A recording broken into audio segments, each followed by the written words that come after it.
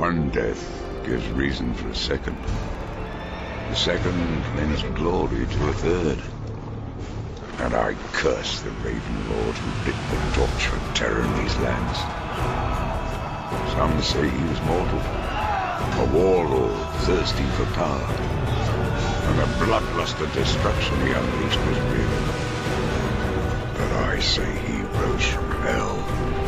The land you're standing on now was burning with hatred. Humanity itself disappearing like smoke. Our salvation, our hope, it came from the heavens. A soldier, furious and magnificent to behold, mighty enough to challenge even the Raven Lord. A heavenly warrior to lead mankind in one deadly battle, and shining through the horror, such a weapon.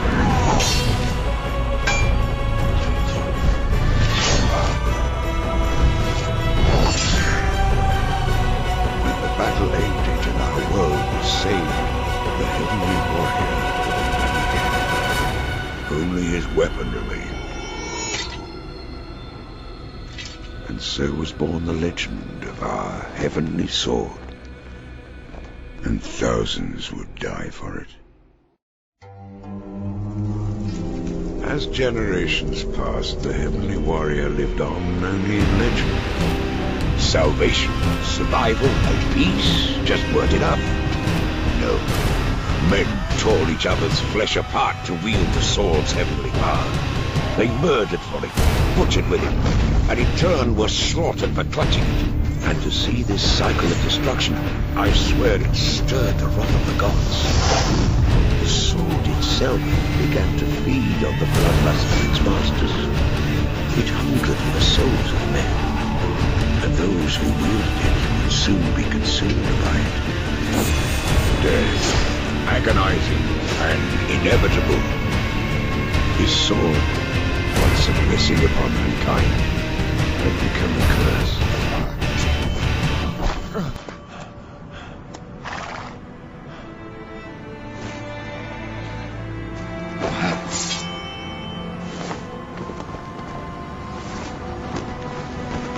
And that was the beginning of our clan's story. With those first nomadic warriors who forged our legacy and duty to be sole custodians of the sword, to keep it from the grasp of mankind, and so protect the world from its insatiable appetite. Our forefathers moved ever onwards, a symbol of hope for the land. So be proud. For years our clan sustained this tireless vigil, and as we roamed, we waited for a day of glory so long foretold, when the legendary warrior would return to these lands and reclaim his heavenly sword. They met in a place of serenity and learning. Two boys, two paths in life ahead. One was to become the cruelest of kings. The other, a champion of peace. Young men of destiny were taught to lead and to win. They faced each other and they fought. It wouldn't be the last time. He was going to emerge as the finest of kings. A valiant warrior. He was trained to fight with dignity. But honor and goodness, he didn't possess. Humiliated, scarred with defeat, his black heart brooded. He dreamed of a glorious future, but those secret hopes were swiped away with violence and contempt. He vowed revenge. This much he knew. His time would come. I tell you this. He was as malevolent and vicious then as he is now. And he thirsted for power.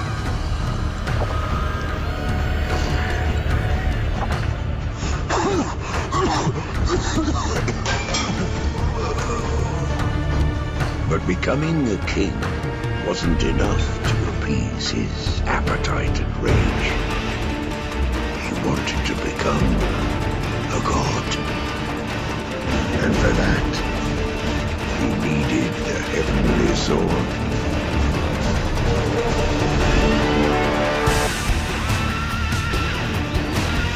Protecting the heavenly sword from the greed of mankind was an unforgiving life for the clan. We faced endless hardship, persecution, and knew that every step we took could be our last.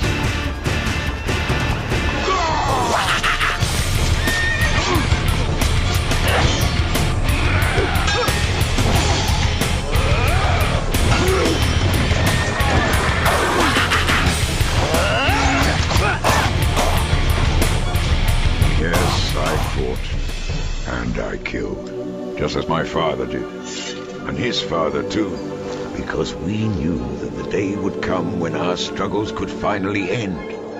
It was written that the Heavenly Warrior was destined to return. In the year of the Firehorse, on the 5th day, he would reclaim his sword and lead mankind to salvation.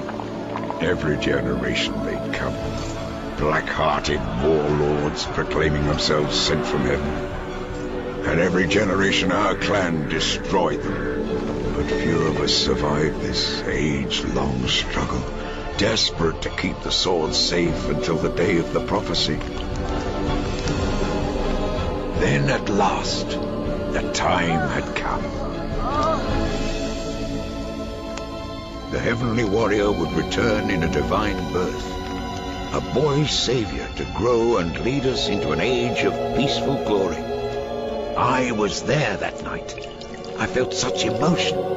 So many I loved had sacrificed themselves for this one moment. And then, what I saw that night will haunt me until I die. How should we react when the prophecy upon which we have built our whole lives shaped our destiny? When all this comes to nothing. So many were sacrificed, and even that fateful moment claimed one more treasured life. Our long-awaited savior, the returning Heavenly Warrior, was born a worthless girl. A violation of the prophecy, the death of our hopes. How would this thing save us? Does such a cursed one, a mewling portent of doom, really deserve to live? As our leader, a father, and the bravest man I've ever known, he made his choice.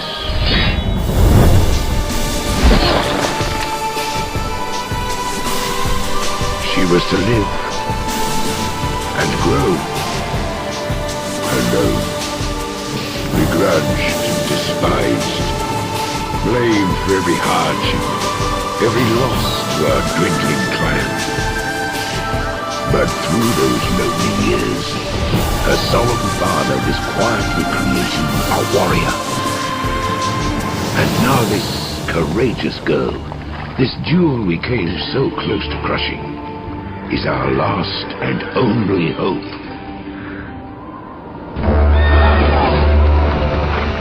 And so here we stand, surrounded, outnumbered by 1,000 to 1, as two childhood foes prepare to battle once more.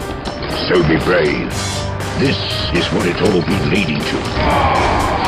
Now is the moment when the warrior must rise.